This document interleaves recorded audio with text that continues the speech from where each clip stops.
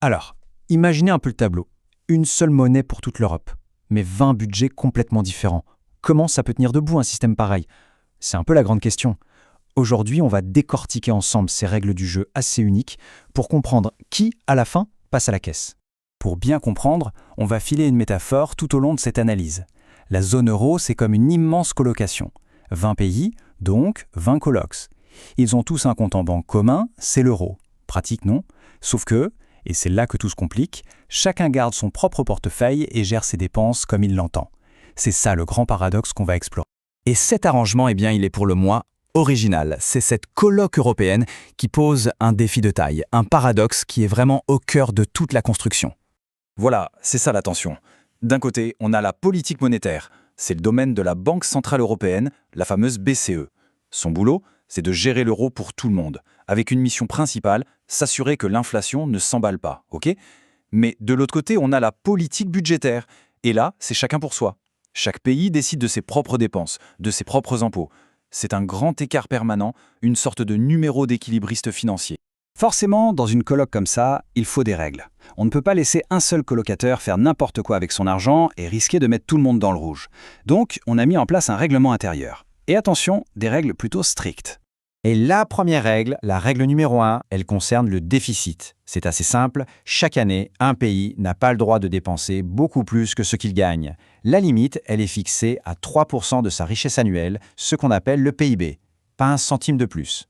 Ensuite, deuxième règle qui va avec la première, la dette totale accumulée. Là, le plafond est fixé à 60% du PIB. L'idée, c'est d'éviter qu'un pays ne se retrouve avec une montagne de dettes sur le dos, une dette qui deviendrait impossible à rembourser. Alors, ce règlement intérieur, il a un nom officiel. C'est le pacte de stabilité et de croissance. Et pour être sûr que personne ne triche, il y a un surveillant, un arbitre si on veut, la Commission européenne. C'est elle qui vérifie les comptes et qui peut, en théorie, siffler des pénalités. Bon, sur le papier, ça a l'air pas mal, non?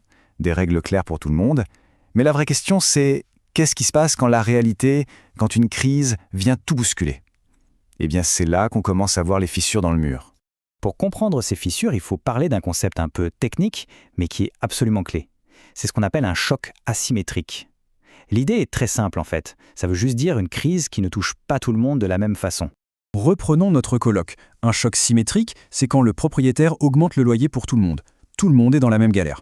Mais un choc asymétrique, c'est si un seul des 20 colocs perd son job. Lui, il est en grande difficulté, mais les 19 autres, ça va. Et le problème, c'est que la BCE, elle, gère le compte commun. Elle ne peut pas baisser le loyer juste pour une seule personne. Et c'est là qu'on touche au cœur du problème. Le règlement de la coloc, le fameux pacte, qui est fait pour assurer la stabilité, devient soudain un piège. Parce qu'il interdit au colocataire qui a perdu son job d'emprunter un peu d'argent pour se retourner. Bref, les règles censées l'aider risquent en fait de l'enfoncer. Et puis, est arrivée la pandémie. Le Covid-19. Et là, on a changé de dimension. Ce n'était plus un seul coloc en difficulté. C'était carrément tout l'immeuble qui était inondé. Un choc immense, global, qui menaçait de tout emporter. Et face à une situation pareille, la réaction a été à la hauteur. Ça a été très vite. Mars 2020, le choc, le début de la pandémie. À peine un mois plus tard, en avril, décision absolument inédite, on met le règlement intérieur de côté. Le pacte de stabilité est suspendu. Et en juillet, le coup de théâtre, pour la toute première fois, les colocs décident d'emprunter de l'argent, tous ensemble. Ce qui s'est passé à ce moment-là, c'est peut-être tout simplement la plus grande révolution dans la gestion financière de l'Europe depuis la création de l'euro. Rien que ça. Et cette révolution, elle a un nom et un chiffre. Le nom Next Generation EU. Le chiffre 750 milliards d'euros. C'est un montant tellement énorme qu'il est difficile à imaginer. Pour beaucoup de pays, c'est bien plus que leur budget annuel total. Ça montre bien l'urgence de la situation.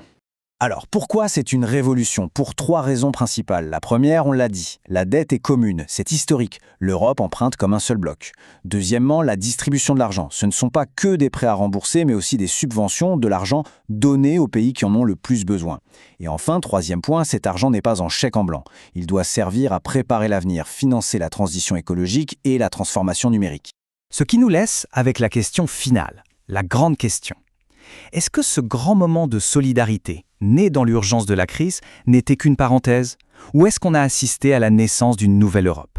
Une Europe où l'on partage non seulement la même monnaie, mais aussi, et c'est ça qui change tout, les risques qui vont avec. L'avenir nous le dira, mais une chose est sûre, les fondations de la Maison Europe ont bougé.